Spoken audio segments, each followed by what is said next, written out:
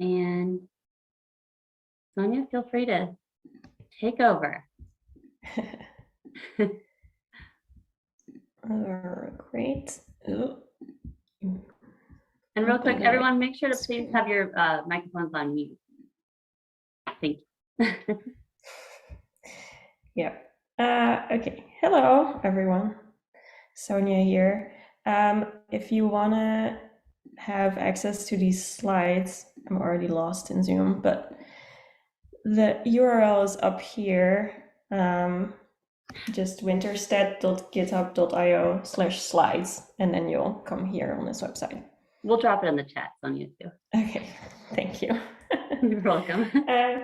So yeah, today I'm going to talk about creating dynamic reports from your Shiny app.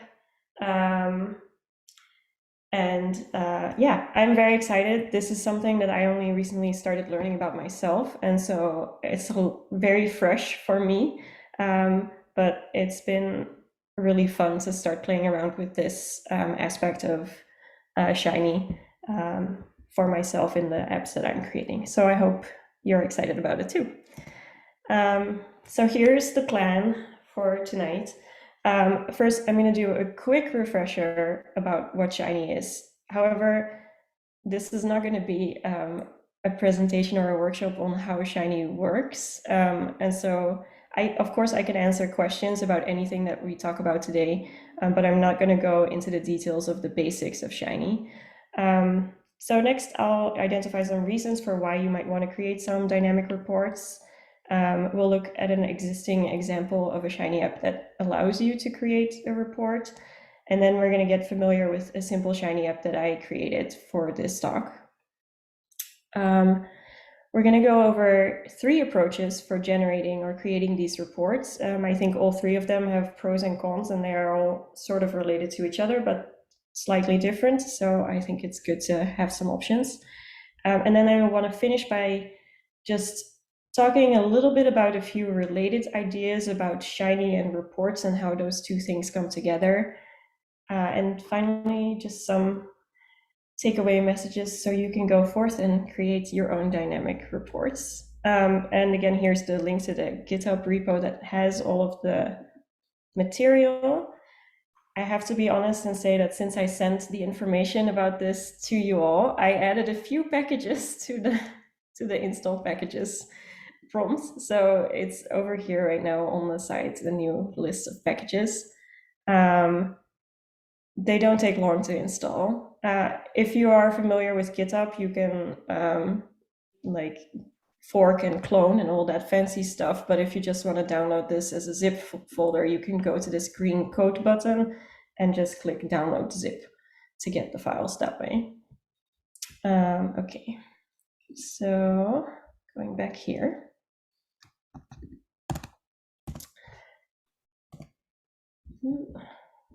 So Shiny is an R package, and it lets you use R to create interactive web apps and dashboards.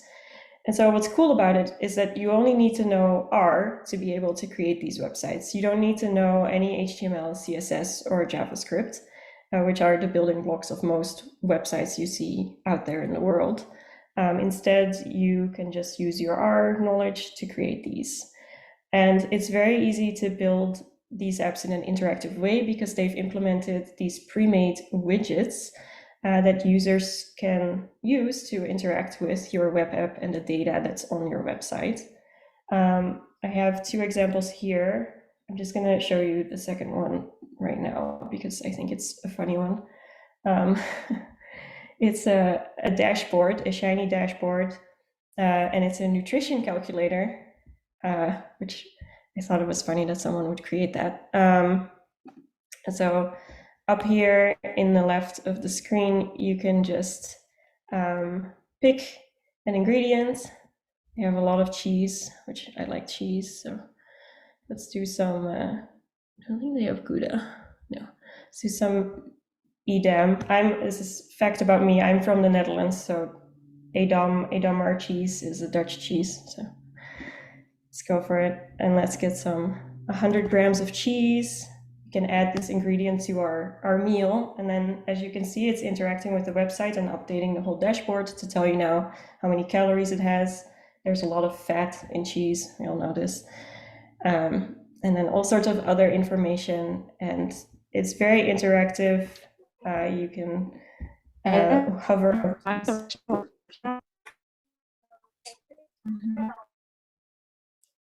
Is that a question or No, I an think it was accidental somebody unmute? unmuted. Yeah, I think that's what it was. Okay, just want to make sure. So yeah, this is just a basic Shiny app. Let's get back here. If you want to learn more about just creating your own Shiny app, I can highly recommend 2 previous Our Lady St. Louis talks, which you can find on their YouTube channel, and I've linked down here on my slides. Kaylin Medeiros talks about an intro to Shiny, and then Juan Pablo had a really cool talk about building highly personalized Shiny apps. So yeah, those are great resources. So let's say you've built your Shiny app, but you want to create a report for it. Why would you want to do such a thing? So first of all, let's just get a little definition of what a dynamic report is. And in my mind, a dynamic report provides access to the most up-to-date information based on your web app. Dynamic reports are easily accessible and easy to share. And I think that easy to share part is very important, especially for Shiny apps. Because even though Shiny apps themselves are pretty accessible, it's not easy to share what you're doing in a Shiny app with other people.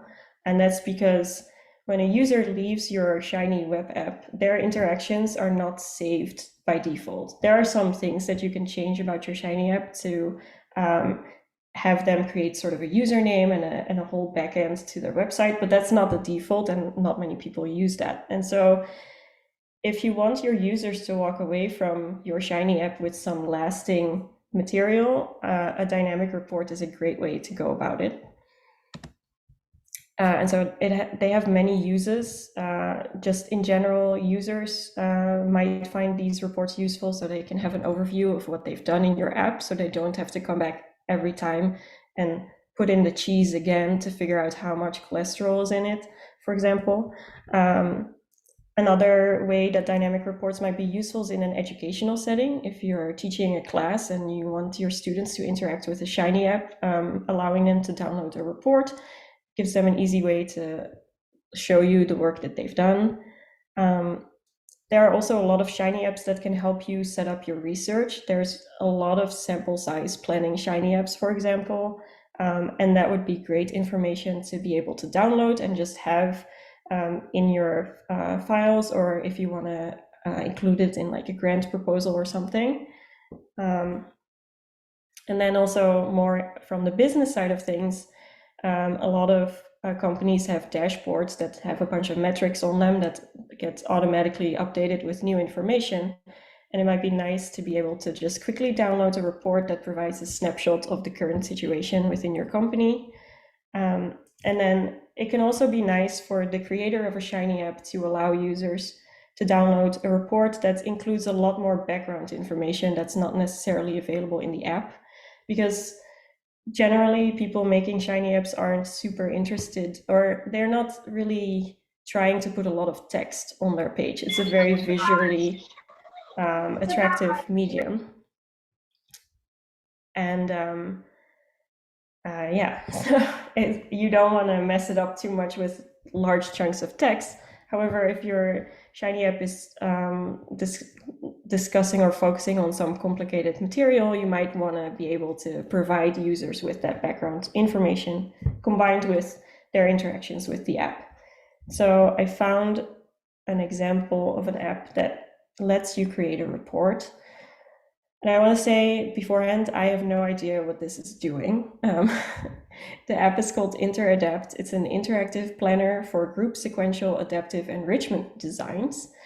And so luckily, they've specified some default values in all their input widgets. But as you can see, we could play around with it a little bit and get even more input options. And then they have these different output selections that show you plots about something about the adaptive enrichment design. Lots of tables. And then there's another thing that talks about performance. But as you can see at the bottom of this page, there's a link and it says generate report. And so we can click on that and it creates this HTML file. So this is an HTML report. And if we open it, we see all of this additional information. So this person, when they created this report, they thought, well, it's so much information, we're going to include a table of contents so people can click around. It has a lot of additional explanation, but then also a full overview of all the inputs that we provided as the user of the app, all of the plots and tables that we were able to see, and then a lot more additional information. And so this is a great example of how a report can provide additional information to the user about the thing that they're looking at or studying or researching. So let's now move on to making our own dynamic reports. And for the purpose of this presentation, I created a little Shiny app, a pretty basic one, called Penguin Report. And I even created the online version of it. I have a free shinyapps.io account, so I have no idea if all of you now go to this website, maybe it will crash, but here I can post it down here. And so, oh, and I can also answer that question. Ashok asked, where are the plots on this HTML file saved? So I'm assuming you're talking about the plots in this report. Yes. And so when these reports are made, the plots are literally embedded into the HTML page. So this is a completely self-sufficient, like standing on its own HTML page with all the formatting, all the images embedded into it. One advantage, if you work with some of the R packages, you could embed plots in these reports that are still interactive, which is a real advantage of creating HTML reports. And so that's pretty cool. And I won't show you one of those plots, but I will show you a table that's interactive when you create an HTML report. So yeah, but great question. So yeah, when you create a report like this, the user will just get one file and it has everything in it. Does that answer your question? Yes, it does. Thank you very much. Awesome. Okay, so back to my app, if this Zoom thing goes away. So this is just using the Palmer Penguin data that was also used in last month's Our Ladies workshop, which actually gave me the idea for this app, because I think it's great data. It has some information about penguins that live on 3 different islands. And yeah, it's a pretty basic data set, but it gives you a lot to play around with in terms of visualization and exploration. And so this app just has this little menu on the left where users can pick one of the characteristics of the penguin, for example, bill length, and then they can pick a second characteristic, such as bill depth, and then they can pick a variable that they want to use to group the penguins. So either by what island they live on, the species, or their sex. And so you see that every time I click a different grouping variable, it updates the plot. This is one of the strengths of Shiny apps, that everything reacts to everything, and you can make it very interactive. So this was just the first tab that I have in this main panel. There's also a table that I embedded in this app, which gives you some more information about the different groups. So in this case, the 3 different species. Users can see how many penguins are in each group. And then for each of the variables, bill length and bill depth, You can see the average value and the standard deviation, just some basic statistics. And so this is a nice table that is interactive, so you can sort the values in different ways, which is pretty cool. It's made by using the data tables package, or DT package, and I'll show you all the code in a bit. And then on the third page, it has some quiz questions that you should be able to answer once you've explored the app a little bit more. And so this, for example, could be sort of an educational app where you want people to fully explore the data and then answer some questions. And then at the bottom, for this online version of the app, you can already see that there are some buttons that allow you to generate reports. Okay, so for this workshop, clearly I created this, and so you can download all of the code from this GitHub page that I showed you before. And so now we'll move to Rstudio. You can still see this, by the way, right? When I go between screens. I'm kind of forgetting if I... Yeah. Okay. Sometimes I forget if I shared my desktop or a specific screen. So anyways, basic Shiny apps are made up of usually two files. There is the UI.r file, which is the file you're seeing here right now. And then there is the server.r file, which is this file. And then I've also included a third type of file, which not all Shiny apps have, but which can be useful, which is called global.r. And this is a file where you can house sort of fixed objects, things that users can't interact with, but that are sort of background basic values that you want to have accessible within your app, but you want to keep them separate from all the interactive stuff that's happening in the server.r file, for example. So yeah, let's go back to our user interface. And I'm going to run the app now within the viewer pane. So that's here in the bottom right. And it always takes a while to do for the first time because it has to load all the packages.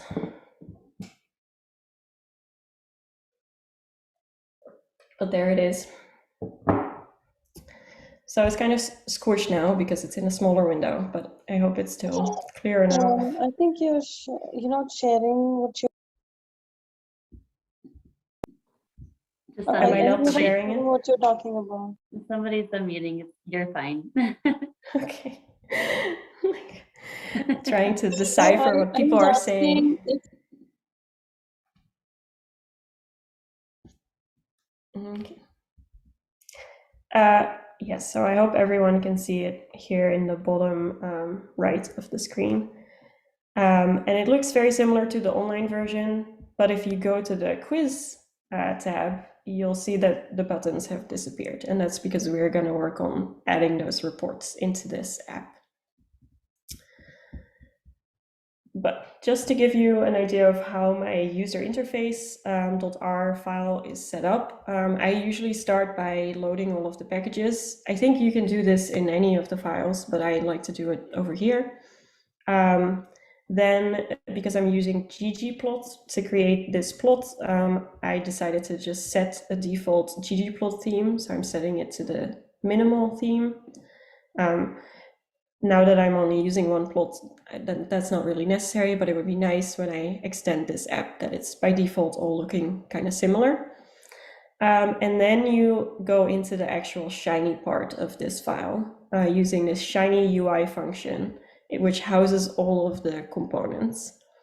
And for this app, I decided to use a new, or new to me, package for themes, which is this bslib package, which basically just lets you use more of the Bootstrap themes, which is Bootstrap is the foundation of all Shiny apps, basically.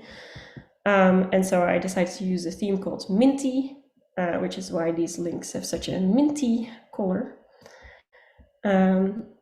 And then the next thing that you usually do in your app is either specify a title or a header panel. And the advantage of a header panel is that you can have things like images in them next to your title. and you can just have a little bit more freedom besides just having a title.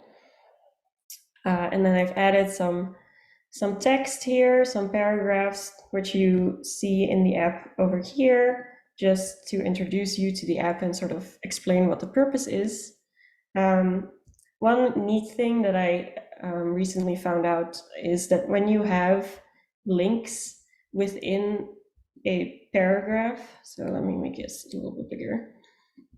So here I have a paragraph that I'm writing, and at first it has some text, and then it has this link, which starts with the letter A. Usually if you do that, then it will automatically add a space after the end of the link, which is very annoying if you have periods or other formatting stuff happening. And so the way to get rid of that is to use this no white space argument, .no WS. And then within your link function, you're going to say no white space on the outside of my link. And then within your paragraph, you're also going to say no white space after the beginning and before the end of each chunk within this paragraph. So that's just something nice that I recently learned, nothing to do with reports. The rest of the app is set up using a sidebar layout. So that's why you have this sidebar and then this main panel. In the sidebar panel, I've put all the different input options. So we have an x-axis input, y-axis input, and a grouping variable input with all the labels that for all the responses. You'll see for the choices for each of these, I've set up a list, and that's so that I can show a pretty name to the user, like bill length, but behind the scenes, the value that's assigned to this input is the actual column name of the column that houses this data. So that's always nice to make things look prettier for your users. And then inside the main panel, so that's this part that has the plot in it, I decide to use a tab set panel. So that's why we have these tabs here that you can go between. And then each tab just either has the plot table or the quiz information. And then to make it all work on the back end, I use the server.r file, which you start by having this shiny server function. And then within that function, I've specified a few reactive objects. So these objects get updated every time the user interacts with the app. So when I change this bill length into flipper length, these values get updated. So the first reactive object that I create is pretty names, which matches the choice that someone makes here, so the column name, to a nicer name to use in, for example, the plots as well. And so this char names object, I set it up in my global.r file. And so the server.r has access to that because it's in the global environment. So I just use that to set up these pretty names. Then I have another reactive object called selected data, which selects the 3 columns that the user wants to look at from the overall Penguins data set. And then I have a bunch of output objects. So the first one, output $plot. The name that you give this thing, the $plot, needs to match what you have in your UI. So here you see in my tab panel plot, I have a plot output called plot. And so that's referring to this object. And then within this render plot, I get my pretty names, so I can have nice X and Y labels. Then I set up some colors. And using the reactive object selected data, so remember we specified that here, I create this ggplot, which I hope you are sort of familiar with ggplot because it's a lot to explain. One thing of note to keep in mind is that if you create these reactive objects, don't refer to them by just their name. If you want to access their content, you have to add these parentheses. So it sort of looks like a function. And basically that's what it is, because when you call the function, it will run this reactive component and extract the relevant values. So here I have another reactive object within the Shiny app. And this is so that the table that you see here has this double column header setup. That's not a default function or setting. It's kind of a nifty trick using the HTML tools package. I'm not going to go into too much depth about it, but if you use data table, I think this is a great way to make them look better sometimes and to make sure that the labels don't get too long. And then I have my table outputs. And as I said, I use the data table or DT package to create that table using this render data table function. Again, starting with the data that the users have selected, and then creating some summary statistics, which are the things that we've included in this table. One thing that's interesting here is to access those columns within this tidyverse style function call. So that's this using these pipes and stuff. To access those columns, it helps to put the input values in this context. So where you're saying, within the data that we are looking at, I want to have this column. And that's because these input objects are saved as a string, but the tidyverse generally doesn't want to work with strings. It wants to just work with the names of the columns without any quotation marks around them. And so this is a way to get around that. When you're working with Shiny, you can just sort of put it all between the square brackets with .data in front. So then you just create your data table. This again is a very extensive package with a lot of opportunity to customize. For now, the only option I'm using is this DOM equals T option, which means that it's just showing the table. That's what the T stands for. If you would have other letters here, it would have a search bar and pages and all sorts of other fun stuff. And then I just say, I don't want row names. I'm going to use this fancy layout that I've set up here. And then I want to make sure that I only have 2 decimal numbers in all my values, just to make it look nicer. And that's basically it.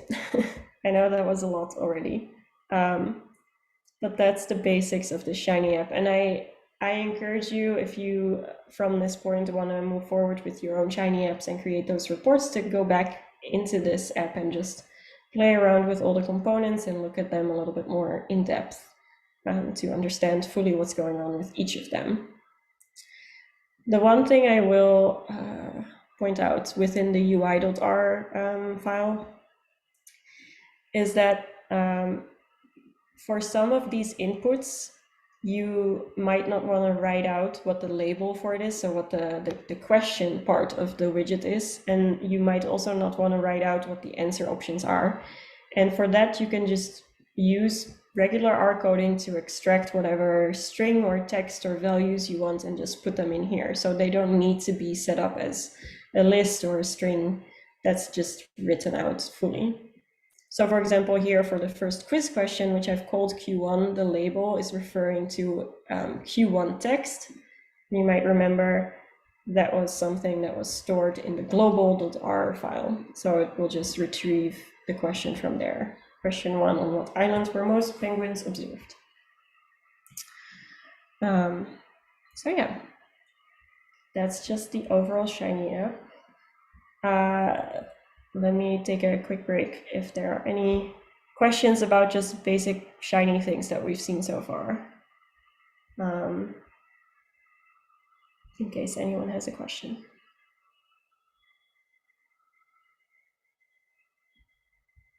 You write beautiful code, Sonia. Yeah, I get organized. really stressed out. Like one of my colleagues, he has no spaces anywhere in his R code, and I cannot deal with it. So but I'm glad someone else notices too. Yeah. Oh, there's one question. Yes, so this is actually, I'm going to go into this next. You can actually generate reports as an HTML file, a PDF file, or a Word file, and I will show you ways of doing all of those. And where do you suggest hosting?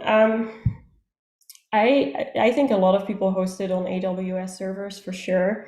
The important thing is that you have to set up an Rstudio server environment for your Shiny apps to run if you want to do it yourself. And so the nice thing about going with shinyapps.io is that they've set that up for you and they install all the packages for you, and it just cuts out a lot of the work. So for people who are not as technically well versed as some others, such as myself, I have no idea how to set up the server end of it and make sure that it's maintained and always up to date and all that stuff. But definitely AWS is what I've heard other people use, so for sure. Okay. Well, just keep writing questions in the chat and I'll just take breaks every once in a while to answer some questions. For now, I'm going to go back here and introduce the first approach to creating reports. So approach number one uses a language or an R package, I would say, called R Markdown.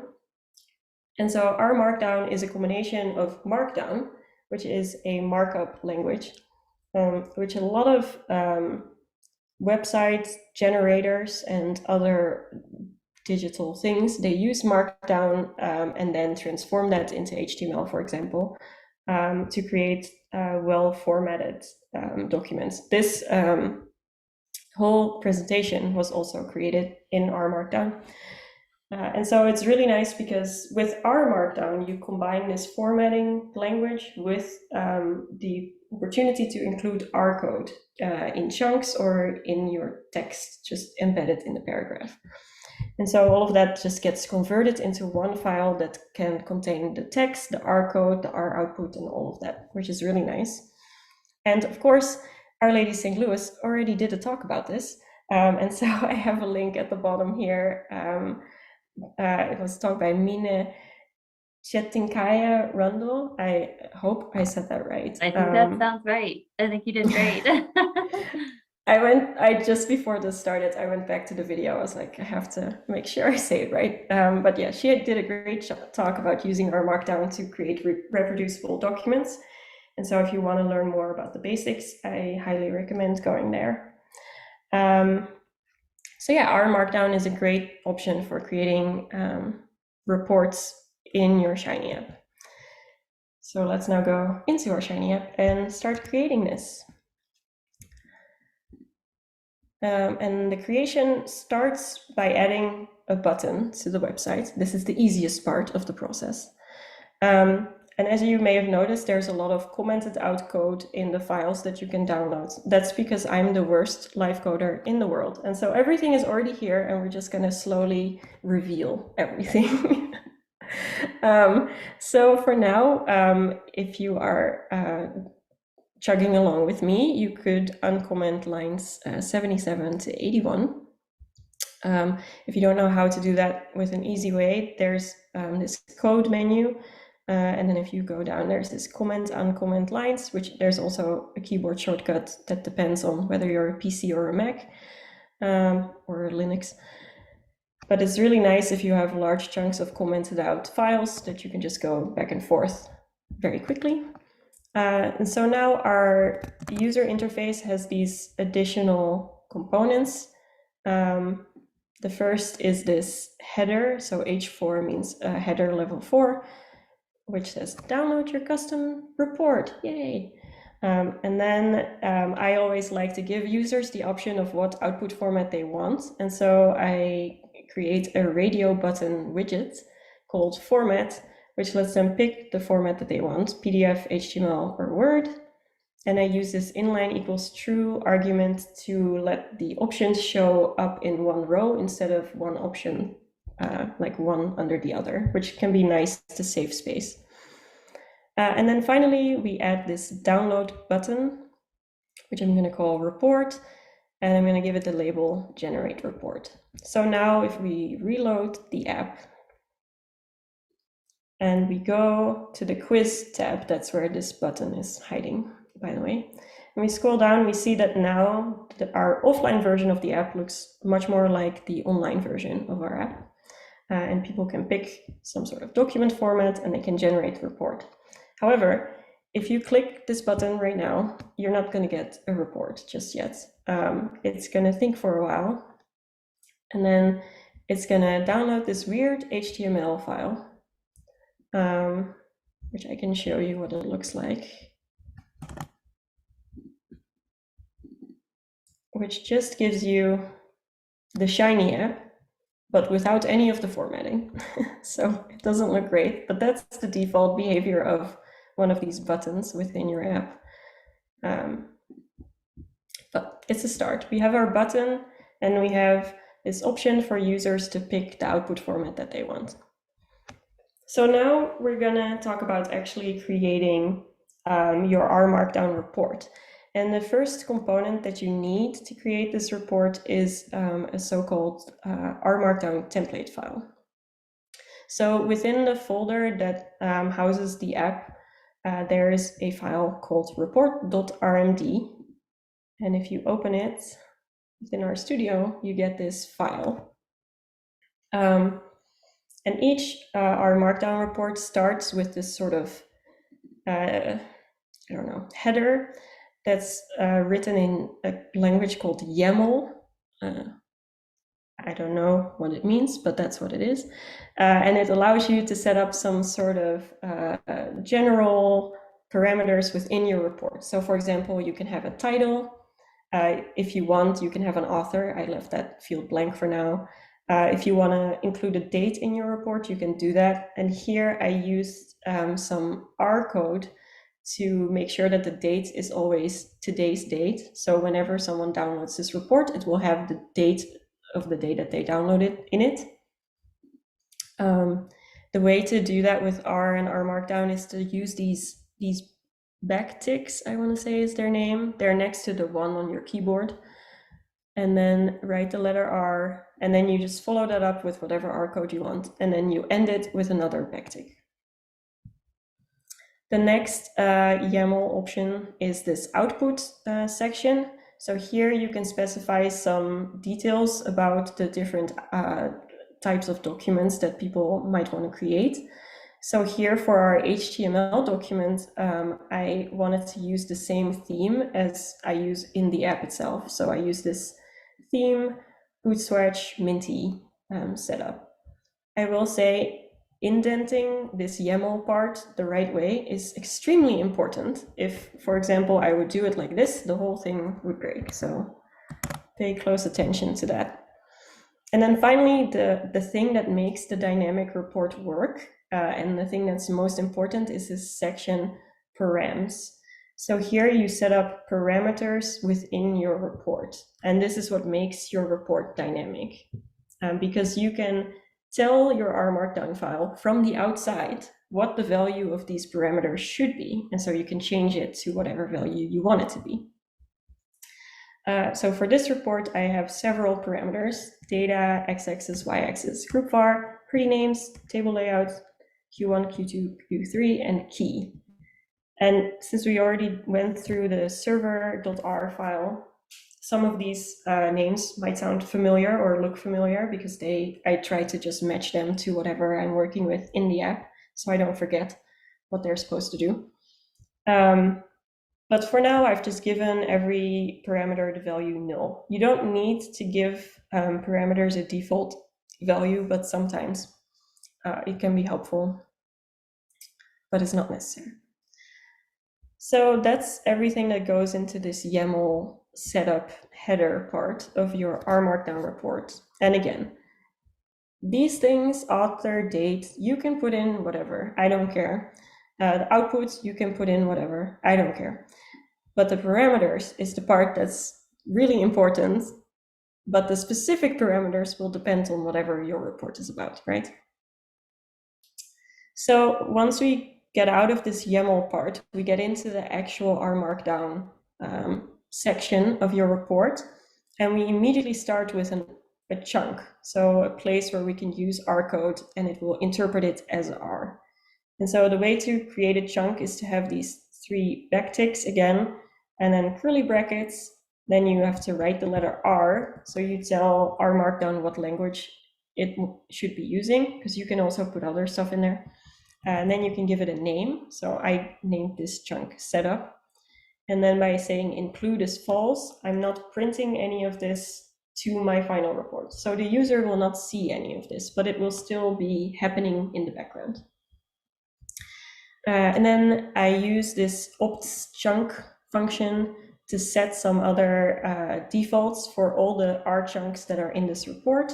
Mostly I use these to limit the amount of output that comes from the chunks, because I don't want any warnings or error messages or other messages to show up in the report, because that doesn't look nice. Then I load some packages. It's important to know that the packages that you load for your Shiny app, so the ones that are in UI.R, they don't generalize to this template. So you have to load the packages again, and probably you'll load different packages for your report compared to your Shiny app itself. The one package that's kind of special or specific to this R Markdown report, for example, is this WebShot package, which we're only using to make sure that this Phantom JS, so Phantom JavaScript, is available to the R Markdown file, because it helps us render images in our R Markdown report.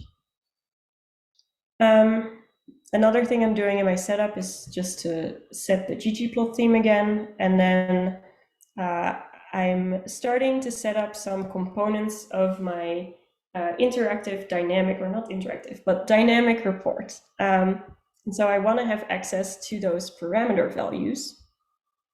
And the way you do that is to say params, $, and then the name of the parameter.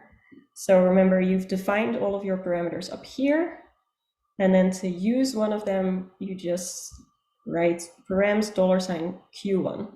So in some ways, this is very similar to how Shiny works, because if you remember, within Shiny, instead of params, we have input $, and then the name of the input thing. So it's a similar idea, just a different starting point. Instead of input, we're using parameters. So for my report, what I wanted to do is give the users the answers to the quiz and tell them if they were correct or not. And so the first thing I'm doing is creating these 3 objects, correct 1, 2, and 3. And I'm using an if-else statement to check if their answer to Q1, which I've given as a parameter, matches the answer key for the first question, which I've also given as a parameter. And if it does match, then I'm going to save the string correct. And if it doesn't match, then I'm going to save the string incorrect. And finally, I want to tally how often they had a correct answer. And so I'm just going to sum the 3 strings, which it sounds weird to sum strings, but just you can do it if you say which specific string equals a success or equals a 1. And so here I'm summing all the strings that equal correct, basically. So they could have a score from 0 to 3. Then the next thing I want to do in my report is include a graphic of a penguin, because I think it's fun to have a picture in the report. It makes it look nicer. And so this include graphics thing works with that Phantom JS stuff to render pictures very nicely. To adjust the size of the image, you use this chunk option out with, which is different from if you would plot something using ggplot, because then I think it's fig width, for example. But since this is not an R object, but just an image, you use this alternative chunk option, out with. And then I'm going to finish with my R for now and switch over to Markdown to actually put some text in this report. the first text is a shout out to Alison Horst, who creates all of this penguin art and a lot of other art. And so I use our Markdown to create a link. Just very quickly, everything between the square brackets is the part of the link that the users see. And then everything between parentheses is just the URL itself that you want to link to. Next, I just include some text in my R Markdown file. And you can see it looks just like you're working in a text editor, basically. It looks very basic, but these, I always forget what they're called. Hashtags. It's not the word, but they specify what kind of header you want. So the more you add, the higher the level of the header, so the smaller it generally becomes. And then you just have this text. And I'm again using this backtick R method to implement some R values within my paragraph. So again, I have to refer back to the params object and from that extract, in this case, pretty names, and then the second element of that. So remember, the pretty names object is something I create to make like nicer labels for my x-axis and stuff. And so I can also use those labels to put them in text because it looks nicer to say bill length compared to bill underscore length underscore underscore whatever the name is, right? And so I follow this up with a few more R chunks. Here's the penguin plot. And for this report, I decided to just basically reuse the R code that I have used in the server.r file just to recreate the plot. And later on, I'll show you a different way of incorporating objects from your Shiny app into your report. But this is an easy, straightforward way. You can usually just reuse your code. The only thing to remember is to make sure you change all the inputs to params and just keep that consistent. Make sure you're using the right names for everything. And then one more thing that I think I skipped when I talked about the server. There's this really nice thing in ggplot. If you have column names that are saved as strings and you want to use them in ggplot, you can't use the regular aesthetics call. Instead, you have to use this AES underscore string option, and then you can use strings to specify your X and Y axis and all that sort of stuff. So this is similar to the problem we had previously with the table and getting those summary statistics, that these functions usually don't work with strings, but sometimes that's just what you're working with, and this is a solution to that issue. Then this /new page, this is an example of mixing Markdown with another language called Latex. And so that's another option you have within this R Markdown universe that they allow pretty broadly. And so you know how HTML reports, they don't have pages unless you print them, right? It's just one endless scroll. But if you want, for users who are exporting this document to PDF or Word, you want to make sure that, for example, the text about the penguin table is put together with the actual table. You might want to use one of these explicit new page commands to start a new page and make sure it all looks very nice. So here we put in the table. Again, this is just taken from our Shiny app. We're just reusing it. And then finally down here, I include the quiz results. So there's some text about the quiz. And then I use some more inline code to get their score. So this is this object would be 0, 1, 2, or 3. And then I paste it together with a /3 to say like out of 3. And then for each question, I include the question. And note, I could have used a parameter to have this question here because I defined them in my global.r environment, but I decided to write them out for now. And so what this is doing is combining my text, your response was, with a parameter, which gets the value that the user selected for question 1. So your response was, I don't remember the names of the islands, some island, which is, and then I'm going to put in the value that I found for correct 1, which is either correct or incorrect. And then what I wanted to do is, if the user has the question incorrect, I want to tell them what the correct answer is. So I use some more R code to say, well, if this correct 1 object equals the word incorrect, then paste this second sentence that says the correct answer is, and then from the key parameter, select the first value. And I do that for all 3. Now, you might be tempted to use this knit button to knit our Markdown report and just to look at what it looks like, but that won't work because we don't have any input for our parameters. And so everywhere where it's referring to these parameters, it's just going to put in null. And so all the plots and tables, none of that is going to work.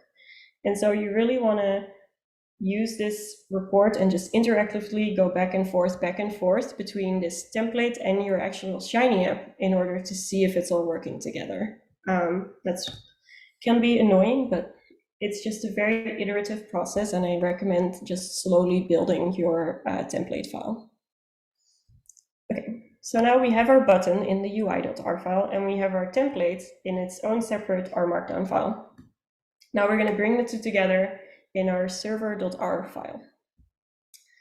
And to do that, we're going to uncomment a bunch of stuff. We're going to start at line 105, and then we're going to go all the way down to line 187 or 188. I already forgot the shortcut, so I'm just going to use the menu. And you'll see that there's still parts of this that are commented out. That's because that's for approach 3, okay? So just patience. So here's where we're going to connect our button together with our Markdown template file to create our report. And to do that, we're first going to refer to the name that we gave our button, so output $report. And then we're going to assign to it a download handler function. And so this function has 2 main components. The first component is the file name. So this is where you would specify the name of the file that you want to save. And then the second component is down here, it's the content. So this is where you define what actually is going to go into the file. And you don't have to use this download handler function just for reports. You could use this to let users download anything. A picture, a plot, some data. It just changes the content of this function, but it's very versatile. So the first section allows us to set up the file name, and because I'm allowing people to switch between different output types, I have to set it up as sort of a function and have this switch function within the function to change the ending of the file name depending on what answer they gave to the input format question. So it's very nifty. I found this somewhere on Google. No credit to me, but it's nice. It's short, it's clean, and it lets you easily set up file names that work and look good. So here our Penguin report is always going to be called My Penguin Report. You could also add today's date or whatever to it, whatever floats your boat. And then the main part where we have to really think about what we're going to put into this file is this content argument. And again, we're going to set up a function. And this function takes 1 argument, file. This is a little confusing, but what this is doing is linking our file name, even though that's a different word, it's linking it to our content. So just, this is how they're connected together. Then within that function, something I like to do when generating reports is include a progress, like a little pop-up window, because it can take a while to generate a report. And if users don't get any feedback, then they might think that it's broken and they just start clicking the button more and more and more. And that's not good. So there's this really nice shiny widget called with progress, where you can give it a message that shows up with the progress bar, and you give it a starting value, usually 0. And then you just put everything that you want to be encapsulated within the progress bar within curly brackets. So the first thing we're going to do is another sort of nifty thing, which has to do with whether or not you have permission to work in the working directory that the Shiny app is running in. This might be an issue that comes up when you're running your app online. And so what people usually recommend is that you move all the external files that you need to make your report into a temporary directory. And so we're getting the files that we need, which is our Markdown template and the penguins image that's in the report. And we're just giving it a name.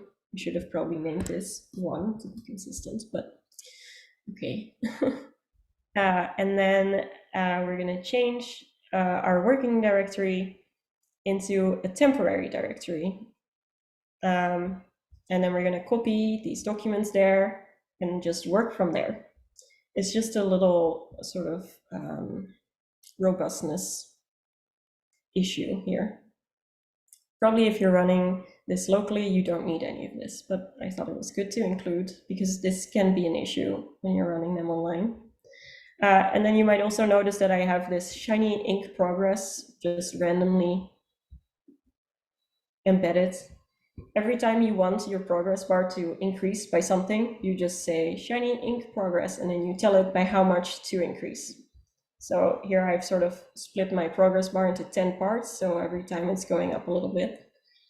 And then the last one that I can do before I have the big, we're making the report function, I'm going to add a little detail message that says this may take a second, just so people know it's working, it's doing something. Then we're finally going to render our report by using the render function. We're going to start with an input, which is our template, report.rmd. Then we're going to specify our output format. And again, we're going to use the switch function to make sure that we're picking the right output format. In this case, the formats are yet again another function, so PDF documents, HTML document, or Word. And then, most important thing, we're going to define our parameters. So this is where the magic happens. Just make sure that the first thing in this list is, or not, well, not the first thing in this list, but within each element of the list, the first thing is the parameter name. So in this case, data, and then equal sign the object that you want to assign to that parameter. So in this case, for data, we're going to assign it the reactive object selected data. And so we're going to keep going and just assign it all of the values that we want. Then we're going to close our params list and then our render function. And then we're going to update the file name because we don't want to save a file that's called report.rmd. We want to save it using the file name that we specified above. And we'll just increase our Shiny thing again. Then we're going to skip all of this. And then, oh yeah, we have a few more things to uncomment, namely line 185 to, oh, did I already uncomment this? Yes, I did. Okay, then you're just going to close out all of these things and you're done. Magic happened. Also, another tip, if you're making these Shiny apps, make sure that you just make a little comment at the end of everything that you're closing out, every curly bracket, because when your Shiny app is 200 lines long, you're not going to remember which one's which, and it's so annoying. So I always do this. Anyways, let's go and look at our Shiny app, and then we should take a break. So let me put this in a big screen just so you all see. So remember, we have our quiz page, and then at the bottom, we could pick our report. So let's just start with the HTML one. I don't know if you saw, here's the progress bar in the bottom right corner of our app. It's a little small, but it's there. And then voila, we've downloaded something, and I can open it for you. Here's our report. It has our plot that we want, the one that the users made. it has a table, which is still interactive, very cool, HTML. And then it has our quiz results, which show the score. All of the questions were incorrect. It shows what response I had. It shows that it was incorrect, and it gives me the correct answer. So all of that little R code at the bottom worked as well. So now let's take a look at the PDF version. Again, it's generating the report.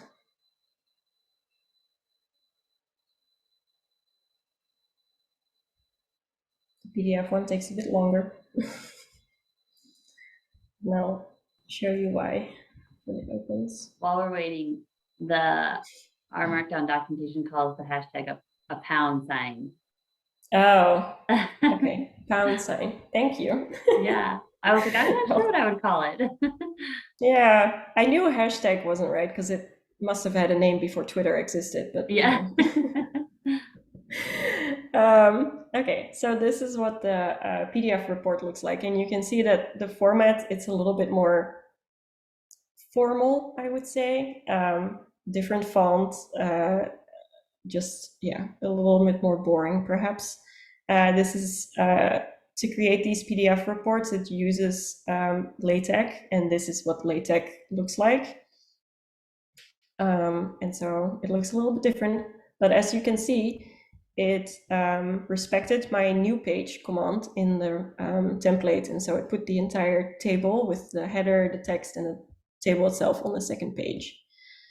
Something that's sad about PDF documents is that you can't have the interactive table anymore, and so what our Markdown is doing behind the scenes is it's transforming the table into an image and then just putting the image into your report. And then finally, it just has the quiz results. Same.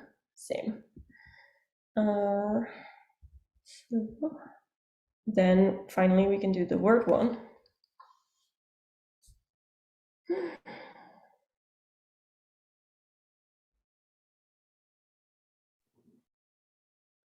I appreciate all your attention to detail on your app, Sonia. Like notifying people how long they have to wait for it to render. I don't know. I get really annoyed when things take long, and so I want to know that it's doing something. I'm a very selfish R programmer. I just want to make myself happy. Anyways, here's the word one, and you'll probably immediately notice that this image is much larger. And so that's the first thing where you're like, oh, with Word, this might not work as well by default. And then also it's just using the default Word styles. You know how Word comes with like these blue headers and all that stuff. And if you don't want that, you'll have to make some changes. And then it's also on the PDF, everything fits on the first page, right? The plot and everything. But then because this image is so much larger, it's pushed the plot to the next page. But then I had that new page command, so there's a lot of empty space, and it made this into a picture, but there's more empty space. And so the R Markdown technique doesn't necessarily work the best to create Word output, I would say. Anyways, let me stop sharing for a second. I'm sure I'm sitting here in the dark by this point because it's getting darker. And yeah, let's take a break for like 5 minutes or so. That sounds great. I'll stop recording for a minute. Okay. So go ahead. Mo asks a great question. If your app contains a lot of custom functions, how would you suggest organizing them so that the server file isn't filled with functions? One option is definitely to create a package. I know another thing that I haven't really explored yet, but that sounds very promising is this thing called modules. So you can modulate your Shiny app, and it basically means that you put all the different functions that you're going to use into separate files that you can then reference within the server.r file. And I don't know a lot about that yet, but that's something that sounds like it could be a solution to these very involved apps for sure. And then, yeah, any static stuff, just put it in the global.r file. I think any regular functions that you would define could go there, but I would hesitate to put those reactive types of functions in there because it won't, if you run your Shiny app, it will only run the global.r file once and it won't update it while you're using your Shiny app. Here, Sharon is there with the link for us on the modules. So yeah, that might be a solution. Okay, let me share my screen again. Also, I'm going to turn on one more light, I think. Okay, here's the Overleaf help page.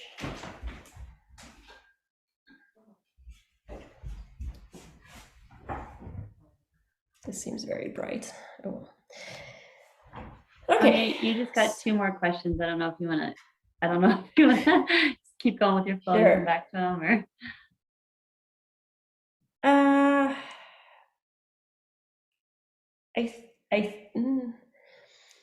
If you know that things are reactive and changing at the same time, then you could probably put a lot of it within one reactive expression and just make the output a list of all the different components. That would be an option.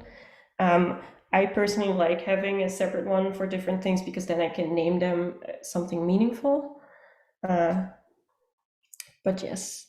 And then objects in global preloaded. Yeah, so they're preloaded. They're preloaded in the sense that whenever someone goes to your app, they get loaded once. But then if someone else goes, it gets loaded for them, if that makes sense.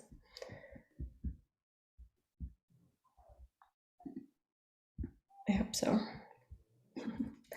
Let me find my slides. Yeah. All right.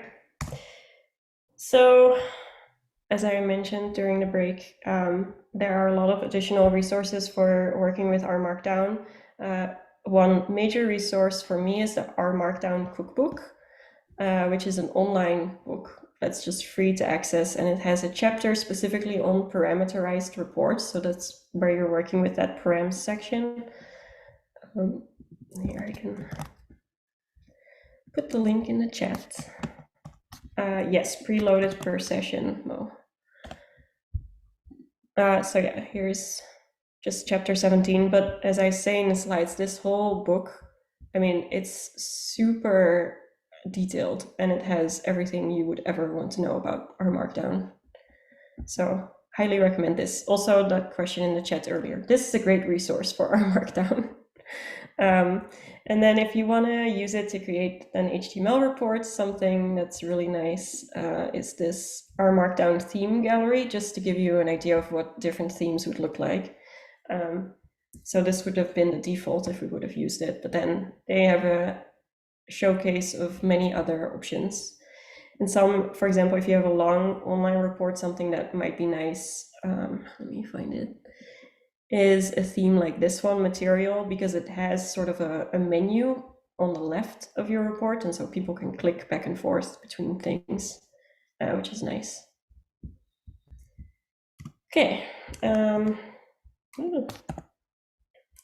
more full screen.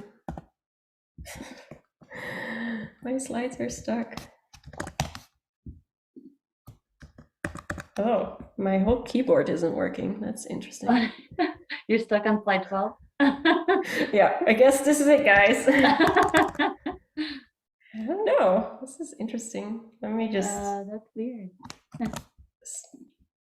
start in a new tab, maybe? Nope. On my end, I just hear boom, boom, boom, boom, boom. Like, no. Must have broken it. Am I still, do I have the chat window open? Who knows? Close it now. Nope. So weird. Maybe, okay, I'm gonna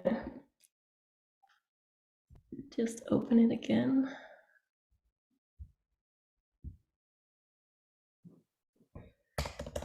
If I can find the 3 somewhere, I can copy paste it in there. I don't know what's happening. Oh, here's the 3. Copy the 3. There's not that many slides, so here we go. Okay. Next slide. So a quick recap for this first approach is that our Markdown, in my mind, it works the best for HTML reports. It has limited options for customizing PDF. If you are very comfortable with LaTeX, I think you can create beautiful PDF reports, but it's a little tricky, and I'm not sure if it's worth the effort to learn all of that just to create a PDF file. And overall, regardless of what output format you pick, it can be challenging to format specific parts of the text or document. So if you want a specific header to look a little bit different, that's kind of difficult to do. And so that's why I also wanted to show you some other approaches, which I will not take so much time with. The first one is this package called Officer, which is created to work with the Microsoft Office suite. And it lets our users manipulate Word and PowerPoint documents, or you could even create a PowerPoint report if you want. A neat thing about Officer is that you can use an initial Word template document and introduce custom styles for just about anything in there. And so we'll just go to Rstudio again. And just like last time, the first step is to go into your UI.R document and just uncomment the second download button.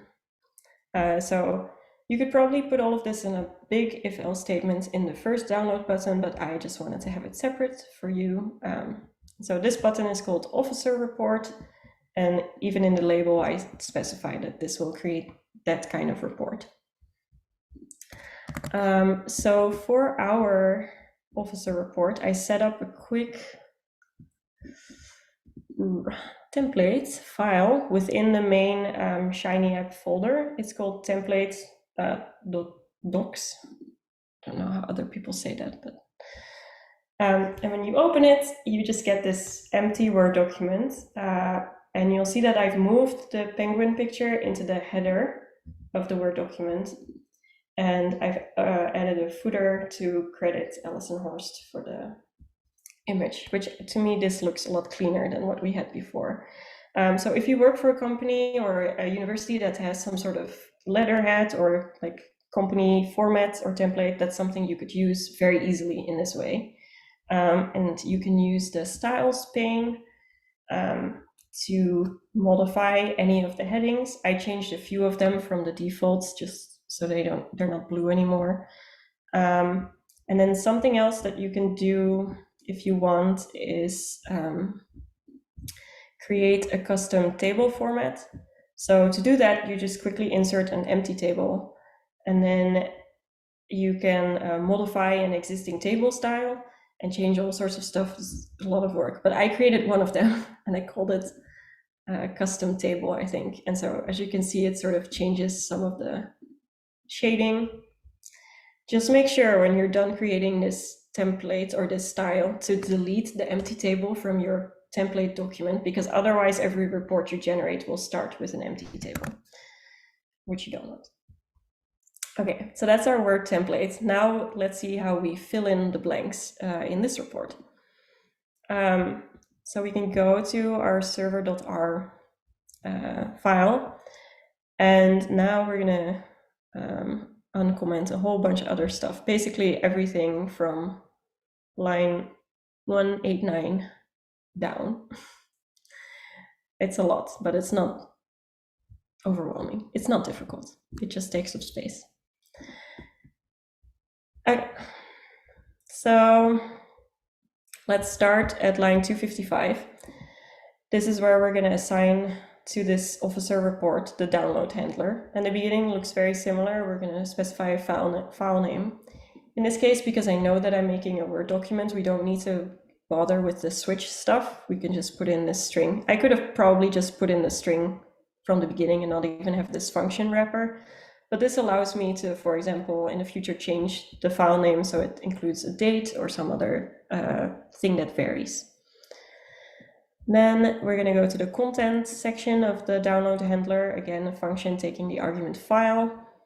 Again, I want to have a progress bar. so people know something's happening. But then from there on, it's going to look pretty different from the R Markdown app. So first thing I'm doing is I'm getting my plot and my table into this environment as objects. And you haven't seen these functions before. And that's because within the app itself, I just use one of those render plot or plot output options to create the plot.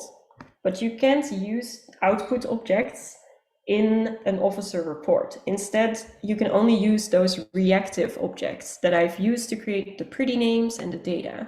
But now I have to use that syntax as well to create these scatter and table objects. And so if we scroll back up, you'll see that the scatter function is here and it's now a reactive function. Everything within this function is exactly the same as within the plot output function. And so one thing I could do now is go up to my plot output function somewhere. Here it is. And replace all of this code with just a call. I'm just going to comment it because I'll probably break it. But I can just say scatter function here, save the file, reload the app, fingers crossed. And it still shows the plot. I didn't break it. So this is a way to not repeat yourself in your code. You could set up all of these tables and plots as reactive objects and then just make the render functions much, much shorter. And yeah, you could do the same for the table. So once you have everything set up as these reactive elements that get updated and that are containing the actual plot thing or the actual table, you can start working on creating your officer report. I don't know if you remember, but one issue with the data table was that it was going to print in your Word document as an ugly image. If you want to have a nice Word table, I would recommend the Flex table package, which can translate tables into Word objects where people can actually edit and change the columns and everything. So that's what's in this table function. The beginning is exactly the same as for the data table, but then after that it gets a little bit more, well, different because we're using the Flex table package. Look at this. If you have time, it's a great package. It creates beautiful tables, but I'm not going to put too much time into this. If you would want to render that table within your Shiny app instead of the data table, you want to use the render UI function, and then in that function just get the table function and translate it with this other function into an HTML object so that the Shiny app can show it. I put it all in this comment above if you want to do that. Okay, back to the report. So we have our scatter plot and we have our table. Then the next part looks very similar to the R Markdown report. I'm just figuring out which questions are correct and incorrect, getting their score. But then we get into the officer part of this report. The first thing I wanted to do with my report was change the color of the word correct to be green and the color of the word incorrect to be red. And so what I'm setting up here, this FP text light function, is I'm setting up formatting rules. So I'm not assigning it to any text yet. I'm just setting up sort of a rule, a framework for formatting. So here I'm setting it up for correct, and then the second line I'm setting it up for incorrect. And this color is green. No, you can't see it right now, but it will turn into green, and then this one, the hex, it will turn into a red color. And then in addition, I would like that text to be bolded. Now, this FP text light function, you might think, well, what's the not light version? You know, I want all the sugar. It exists as well, FP text. The difference is with FP text, I even have this open still, yeah. If you use the FP text function instead, it has all sorts of defaults for how the text is formatted. And if you don't want that to overwrite your very carefully crafted template, I would recommend using the light version, because then it will only update the things that you specify and nothing else. So that's just the difference. And then in this next section, I'm going to write the little line of text that said, you answered this. This is incorrect. The correct answer is blah, blah. But I'm going to do it for each question, and I'm going to make sure that the formatting that I just specified will be applied to the word correct and incorrect. And the way you do that is first to say F text. So I'm formatting my text, F text. The text I want to format is the word correct, and I want to apply the correct FP formatting rules to it. So I want to make it green and I want to make it bold. Then I want to put this text in a paragraph. So I'm going to create a formatted paragraph where I'm going to combine a bunch of strings. And so this looks a little unintelligible, but you might remember that answer P1 and all of those answer things are in our global.r file. So I just set up these repetitive sentences that I use to talk about the answers. So your response was, which is, the correct answer is, you know, those are all the same. So I don't want to write them again and again. And so here I'm sort of just pasting everything together, and then it's applying the formatting to this one word formatted text. And so I do that for correct answers and incorrect answers, and then I do it for each question. This could probably be one of those functions that you define in your global.r file, but I just decided to write it out here. Next, I'm setting up some other blocks of text that I want to have in my report. The first one is the intro text for my scatter plot. And then the second one is the intro text for the table. And so it's just literally the text. You're just pasting it together with those elements. And so here you don't have to use that params $ stuff. You can just directly tap into your reactive elements and extract the things that you want to put in there. And then finally, I'm setting up some text to talk about the quiz and to tell people their score. So this is all the setup. Now we're going to build our Word document. So you define this object doc, you can name it whatever. And then the first argument or the first function is always read _ docx. And this is where you're going to tell it to use your own template file. So path equals template.docs. You might notice I didn't use the whole temp.dir thing in this download handler. You probably should. I just forgot to do it. So for me, this works, and it also works on my online Shiny app, but for safety reasons, you might go through the same process again and define this template.docs document in a temporary directory. If you don't have a template, you just start with the same function, but you leave it empty, and then it will just use the default template that Word has.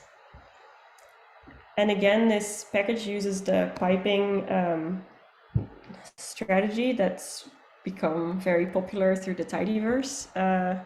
And so you can just keep adding to your document. This is just adding more and more stuff to it line by line. And the most used thing that you will probably use is this body add par function. As you can see, I use it a lot of times to create this. And basically each of those functions, it starts with the text that you want to add to the document, and then you add the style that you want to add it in. So this style name should match one of the names that you have defined within your template. So here I'm going to apply the title style to the words Penguin Report. If you don't give it a style, it will just go with normal, so basic style. So yeah, here I'm just adding title, date, all of this other stuff. Then if you want to add a ggplot, you can use this function body add gg. For the value, you will give it the ggplot object. And so this is why you can't just directly use the render plot output, because that's not a ggplot object, that's a Shiny object. and so you want to have it separately. And then you can specify the height and width of your plot in inches. I'm sure you can change it to centimeters or some other metric if you want. You can also use other styles such as heading 1. You'll notice that some of these are capitalized and some of these are not. Word is kind of inconsistent with this for some reason. But if you would have done this with a capital H, then this package is very helpful, and it will just say, hey, this style doesn't exist in your template. Did you mean? And then it just gives you a list of all the available styles that it has. So that's quite nice. Then for our flex table, we have body add flex table. This is just showing you that these packages are really made to work together because it has like a specific function to add it. And then, yeah, we're just adding all of our quiz text, increasing our progress. This may take a second. And then we're returning the file again. So we're printing the document to the target, which is the file name that we defined all the way up here. So that's our officer document. So let me, it works. It didn't break. Let me reload this again. So now we have the second button, generate officer report. And if I would click it, get the little progress bar. It may take a second. And it's like save. Clearly I've saved this many, many times before today. And then it should show up here. Yep. Now we have our next report. And as you can see, it looks so much nicer than the one that we made with our Markdown. We have our little image in the header, and then we have our nice formatting here. The plot is on the same page. It's still filling in the our components, like the variable names and that type of stuff. Here is where we might have wanted to add a page break, which is something that you can do in Officer as well. I'll show you the function in a bit. And then here is a pretty flex table, which you can't really see because it's not showing the grid lines, but you can edit everything and it has all the different columns and lines and cells. So it's really nice. And then you have your quiz results, and you can see that it has applied my formatting that I wanted. And so, yeah, I really like this. It's really nice. So that was our second option. And I'm going to go back to my slides now to give you some more resources for that. Yeah. So we just used a few of the body add options in this report, but there are many more. I include a short overview here. So the first one, body add break, you can add a page break, which can be nice if you want to make sure the content is where you want it to be. You can add captions, and these will become word fields, where you can link a caption to your table of contents, or if you refer to a figure in a text, it will be a link that will go to the figure. All of that is very fancy. If you want, you can even insert an entire document into your document, and it will just paste the content in there. You can add regular images. So if we would have wanted to have our penguin picture in the actual report, but maybe we wanted the picture to be dynamic, let people pick the picture that they want to have in their report. That's something you could do with this. Besides ggplot, you can also add regular, like the base R plots as well. You can also add regular tables that aren't made with flex table. You can add a table of contents, which is really nice for longer reports. And then you can also add charts that look like the like Excel type of graphs. This requires an extra package, MS chart, but it's pretty funny if that's the vibe you're going for. It looks pretty cool. And then for formatting, there's also, you can format entire paragraphs. So then you're talking about alignment, padding, spacing, all of that type of stuff. And then within the flex table, you can also adjust borders and cell styles as well. And so to recap, I think this is a great alternative to our Markdown if you're interested in creating Word documents. However, as you may agree with me, it can get a little bit messy to keep adding components within your server.r file. As you saw, this was already very long and this report isn't very complicated. And especially if you have long paragraphs of text, it can get a little annoying to use paste or other things to keep combining it with R. So before we move on to approach 3, I'll just take a quick look at the chat. No questions, I think. I don't think there's anything new. Yeah. Okay, well then let's move on to the final one. This one, the more approaches we learn, the shorter it takes to learn them. So that's always good. So the sort of merging of our Markdown and Officer comes in the form of the package called OfficeDown, a nice play on Markdown and Officer. And so this facilitates the formatting of Word documents that you create with an R Markdown template by bringing in the features of the Officer package into the R Markdown environment. And so maybe best of both worlds. Also at the bottom of these slides, I have links to their like manuals or vignettes. So let's look at that report real quick. We're not adding a new button to our user interface because we're going to incorporate this into our first button and just change which report is generated based on the output format that someone wants to use to create the report. And so before going to the server, I'll show you the R Markdown file for OfficeDown. So this file, it looks very similar to the one we looked at before with our first approach. It starts with the title, author, all of that stuff. But now when you look at output, it doesn't say PDF or HTML. It says OfficeDown, : RDocs document, : and then it gives a reference doc and the file name. So here is where we can refer to the template that we set up, which has the nice header and footer and the different styles, and tell our Markdown, this is what I want it to look like. Use this, not your stupid defaults.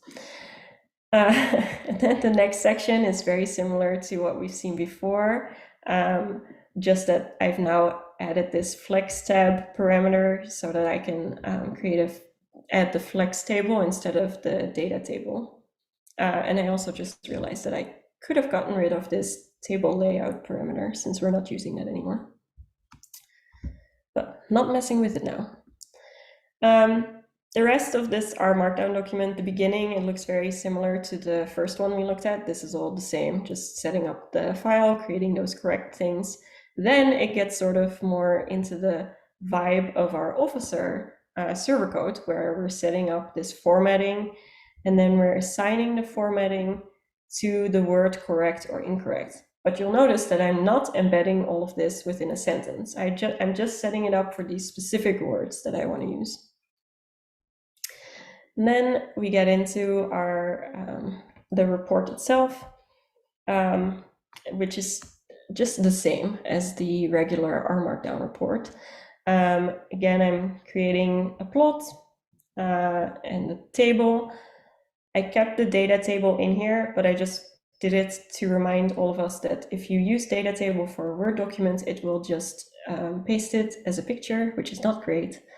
And so I've already set this to be include equals false. And so we really don't need this. Instead, now that we've put our flex table in a reactive object, what we get is just this very short chunk that's just referring to that parameter, and it will just create the flex table. Again, we could have done the same thing with our plot by adding another parameter to our setup and referring to our scatter function reactive object. So that's just ways that you can make things shorter and more organized if you want. And then we have our quiz results. One thing I noticed when I was creating this version of the report was that it didn't really want to add empty lines into the report. So I use this function called run line break, which is part of officer, to force it to just have an empty line somewhere. I'm sure if you update your template file, you could get it to have an empty line underneath each paragraph in some way. Then I just paste my score. And then for each answer, I still get their answer from the parameters, but then now remember I set up those formatted correct and incorrect objects. And so I'm referring to those now over here, Q1 FP, so formatted paragraph, formatted text. And then I have the same like if-else statement for this correct answer stuff. So very similar to the regular R Markdown option. Also very similar to the officer option, just merged together into one R Markdown template. So to get this one to be generated when users pick the Word output format, we just need to go back to our first download handler, which starts at line 106, and uncomment a few more lines. So now we're going to introduce an if-else statement, which says, if the input format is not Word, so if it's PDF or HTML, just do what we did before, what we've already talked about. But if it is Word, so else, if it is Word, then do all of this stuff instead. So we'll just uncomment.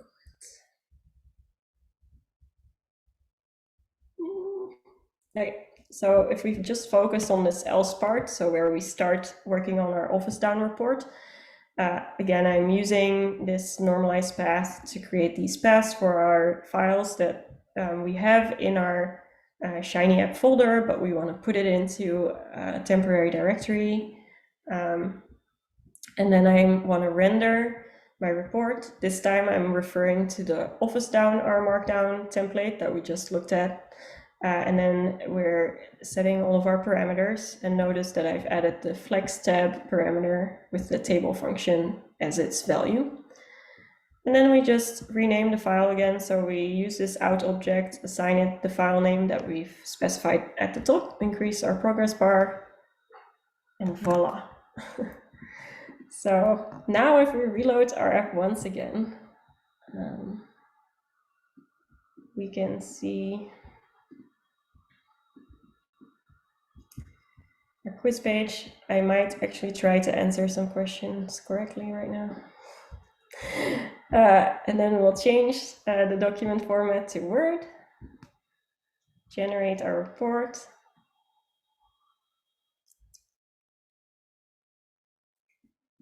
Save it.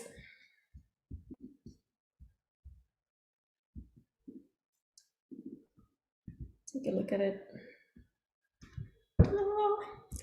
Looks very similar to the officer one, but I would argue that this is a cleaner approach to getting there.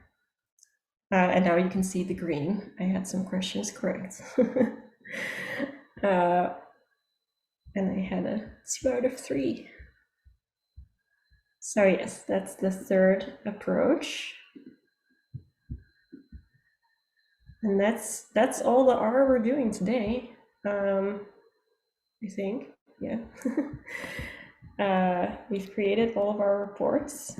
So let me just say, with Office Down, there are some additional things that you can do. You can have sections, you can make your pages landscape or portraits, you can decide where your table of content goes, all of that stuff. It also gives you a few additional chunk options for your R chunks. For example, this Fig ID, if you write this here, then you can refer to this name within your text, and then it will make it one of those word fields so people can click it and then go to the figure in the location where it is. It takes a little longer to compile than if you just use Officer, and that's just due to the nature of R Markdown. It takes a little bit more time. But if you want to create Word documents and you have a lot of text and a lot of stuff going on, then this might be better than Officer. I think. And so before we close this out and maybe answer some more questions, I wanted to say there are many more ways to combine Shiny and R Markdown. The first is if you want to have a Shiny widget in your R Markdown report. So your main thing is an R Markdown report, but you want to have one widget in there or one interactive element, you can do that. Again, this is referring to the R Markdown cookbook that I showed you before. There's a chapter on Shiny documents, chapter 19, and it will show you how to do this. Another cool thing you can do is use Shiny as an interactive tutor type of thing. And so this is a package called RTutor that helps you create Shiny apps that are basically classes where you can use R to teach something about data. And so this is an example about water pollution and cancer in China. It has text, and then it has all of these modules that you can go to. And you can see they have this exercise. And so they have a little R editor where you can do something. And then it will check stuff. Well, this was clearly wrong. You can get a hint. You can look at the solution. All of that, it's really cool. I really want to use this at some point in my life. And then, as I mentioned earlier, you can also create PowerPoint presentations from R using the Officer and Office Down packages. And this is just referring to that stuff. So, before I look at your final questions, I just want to say, when you go out in the world and try to create your own reports, please just Google everything. Other people have done what you've done. They've struggled. They've posted about it. Google is your best friend. If you want to know how to Google, I refer back to last month's Our Lady's talk, Teach Me How to Google by Samantha. It was great. Another great resource is the Shiny Gallery. I don't think we looked at it, but that's where I got my Shiny examples. They have a great examples from different fields that look amazing. And the nice thing about them is that they, if you click on them in here, they give you the app, but then you can also look at the code and you can look at it on Rstudio Cloud. And so you can really dive in there and just extract all the fun formatting bits and pieces that you want to have yourself. As you can probably tell by the fact that I really did take almost 2 hours, even though I thought this would not be more than an hour and 15 minutes. The possibilities are endless, and you can talk about this for so long. And yeah, as some of you already noted, this reporting stuff can make your server.r file look a little messy. And so it's either something you need to restructure, maybe use those modules we talked about, just make sure everything's connected well to your R Markdown template. But yeah, I think it's so worth it. It adds so much functionality to your Shiny app and usability for people using your Shiny app. So I highly recommend you add this to your apps. Okay, I made it. This is my cat. So that was amazing. I'm gonna go ahead and stop this recording real quick.